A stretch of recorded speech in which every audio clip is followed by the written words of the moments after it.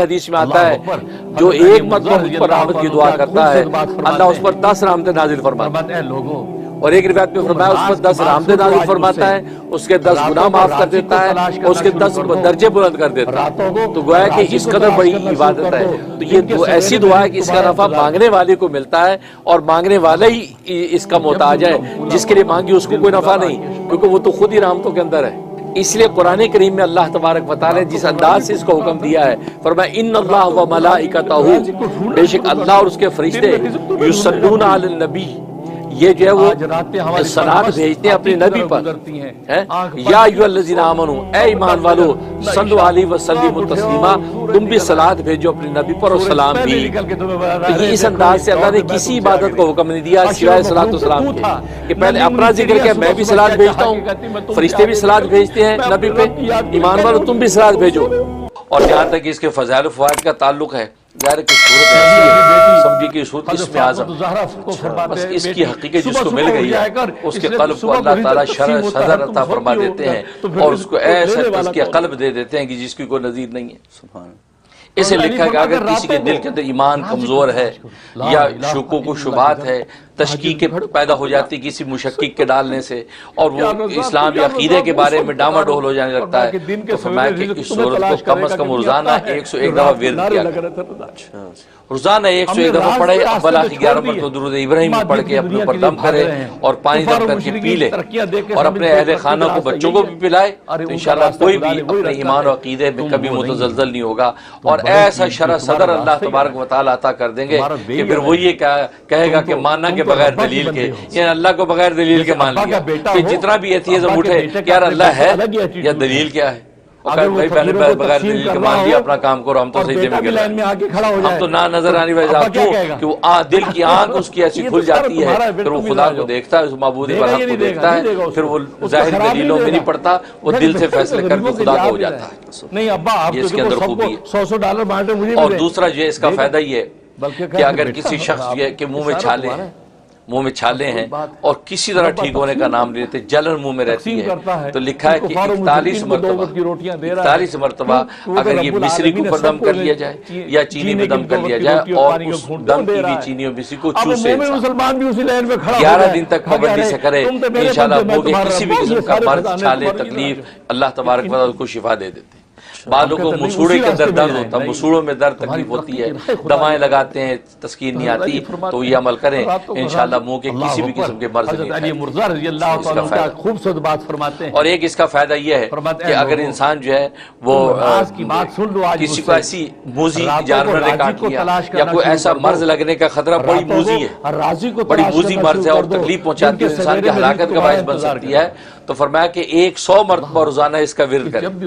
روزانہ 100 مرتبہ پڑھ کے پانی بھی دم کر کے پانی پی لیا کرے، اور 90 دن کی نیت سے عمل شروع کر لے، کسی بھی قسم کا مرض اس کو لاحق نہیں ہوگا، اور کوئی ایسا مرض اس کو اٹیک نہیں کرے گا جو اس کی ہلاکت کا باعث بنے۔ جو آج کل کورونا وائرس، آج بالکل بڑا اچھا آپ نے سوال کیا، یہ میں کہنا چاہتا تھا کہ کورونا وائرس آج کل جو پھیلا ہوا ہے، اور اس طرح کتنے وائرس پھیلتے رہتے ہیں، یہ ایک ہے، اس سے پہلے کتنے پھیلے ہیں، کبھی ابولا وائرس آ گیا تھا، طرح طرح،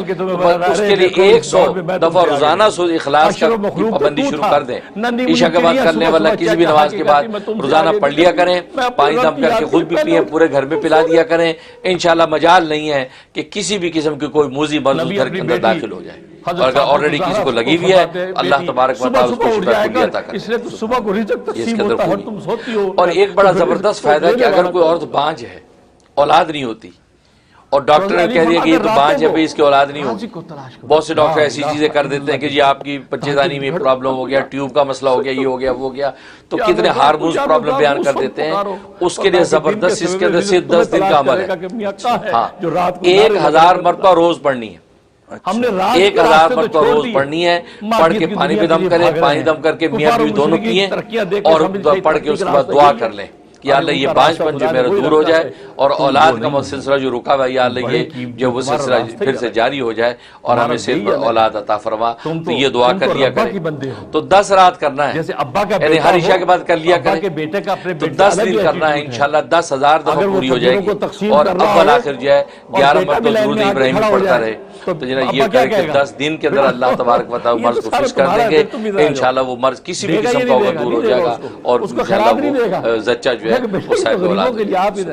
نہیں ابا آپ تو دیکھو سب کو $100 بانٹے مجھے بھی دیں. اور ایک فائدہ اس کا یہ ہے کہ انسان جو ہے وہ کوئی حاجت ہے, کوئی ضرورت ایسی پیش آ گئی ہے جو پوری نہیں ہو پا رہی اور انسان تنگ آ گیا ہے, تو اس کے لیے قل هو اللہ ظاہر ہے کہ اس میں خالص اللہ تبارک و تعالیٰ کی پکار ہے. یہ قل هو اللہ جو ہے روزانہ 71 ٹائم پڑھیں, 71 مرتبہ کسی بھی نماز کے بعد پڑھیں. اول آخر 11 مسلمان بھی اسی لائن میں کھڑا ہو جائے, حاجت بات کریں اور 71 دن ہی عمل کرنا. 71 دن ہی عمل کرنا انشاءاللہ زبردست اس کے اندر تاثیر ہے. اللہ تبارک و تعالیٰ غیب سے اس کے لیے فیصلے فرما دیں گے, راحت و کامیابی. اور ایک فائدہ قیدی کے لیے, اگر کسی کا کوئی بے گناہ قیدی گرفتار ہوا یا خود قیدی قید کے اندر وہ پڑھنا چاہتا ہے تو روزانہ 1000 مرتبہ اس کا ورد کریں. اول آخر 11 مرتبہ مشرق کے ساتھ انشاءاللہ اللہ تبارک و تعالی ایسے حالات بنا دیں گے کہ قیدی باعث بری ہو جائے, باعث بری ہو جائے. بس یہ اگر واقعی گناہگار مجرم ہے تو سچی توبہ اللہ سے کرے, سچی توبہ کرے اور یہ کرتا رہے. اللہ تبارک و تعالی کے ہاں جب توبہ قبول ہو گئی تو دنیا میں اللہ اس کی رہائی کے اسباب پیدا کر دیں گے اور پھر نکل کے پھر خدا کا بندہ بن کے رہے. یہ اس کے فوائد ہیں اور بڑے بے نظیر فوائد ہیں. اور جہاں تک خواب میں تعبیر کا تعلق ہے تو ایک اس کی تعبیر یہ ہے کہ اللہ تبارک و تعالی اس کو جو ہے وہ ایمان کامل عطا کریں گے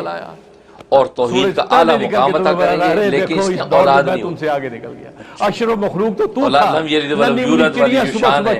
اس کا غلبہ ہو جائے گا, اس کا اولاد نہیں ہوگی. لیکن اس کو جو ہے اللہ تبارک و تعالی توحید کا اعلیٰ مقام عطا کریں گے اور شاندار نبی اپنی بیٹی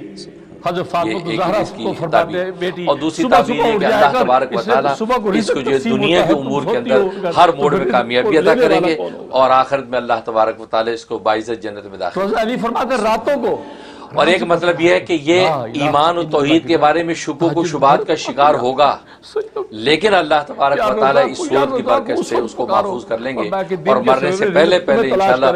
کسی بھی قسم کا عقیدہ کا جو شک و شبہ یا فساد ہوگا اس سے وہ توبہ طائب ہو جائے گا اور توبہ طائب ہو گئے سچے ایمان کے ساتھ اللہ کے سامنے پیش ہوگا. کفار و مشرکین کی ترقیاں دیکھ کے سمجھ شاید ترقی کا راستہ یہی ہے. یہ جو اس میں سب سے بڑی جو آپ نے ایتھیزم کے بارے میں کہا, وہ عقیدے کے بارے میں, ویسے تو سارے فوائد اس کے بے نظیر ہیں.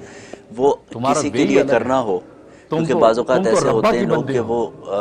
انٹرنیٹ پہ بیٹھ کے ایسے مضبوط ایتھیسٹ ہو چکے ہیں اور اللہ تعالیٰ نے ایسا بیان انداز بیان بھی دیا ہوا ہے کہ وہ لوگ گمراہ کر رہے ہیں اور بیٹا بھی لائن میں آگے کھڑا ہو جائے تو غائبانہ کوئی تصور کیا جائے تاکہ ان کا ایتھیزم دور ہو تو اس کی برکت سے اور لوگوں کو بھی اس کا اشر اس کو خراب نہیں دے گا. بہت اچھا, بالکل آپ اس کے لیے کر سکتے ہیں. اور یہ غائب کی دعا غائب کے لیے یہ تو بہت جلدی قبول ہوتی ہے. یا اللہ اس بندے کو جو ہے وہ, اور یہ نبی کی سنت ہے. نبی پاک صلی اللہ علیہ وسلم حضرت عمر کے لیے دعائیں کر رہے تھے, ابو جہل کے دعائیں کر دیا اللہ ان میں کو ایک دے دے, اس کی وجہ سے اور کتنے لوگ ایمان میں داخل ہوں, کتنے لوگوں کے اسلام قبول کرنا آسان ہو جائے گا. اسی طریقے سے اگر آپ کو ایسا ایتھیسٹ نظر آتا ہے کہ جو گمراہ کر رہا ہے آج میڈیا کی دنیا میں اور سادہ لوگ اس کے شکار ہو رہے ہیں, تو بالکل آپ اس کے لیے یہ پڑھ سکتے ہیں. 100 دفعہ اس کو پڑھیں اور پڑھ کے جو 101 دفعہ پڑھیں اول آخر 11 درود شریف کے ساتھ تصور میں اس کے اوپر دم بھی کریں اور اس کے لیے شرح صدر مانگیں. یا اللہ ایمان و اسلام کا شرح صدر اس کو عطا فرما دے, اس کی بصیرت کی آنکھ کھول دے, تو حقائق اس کو جب پتہ چل جائیں گے تو بھول جائے گا خدا کو.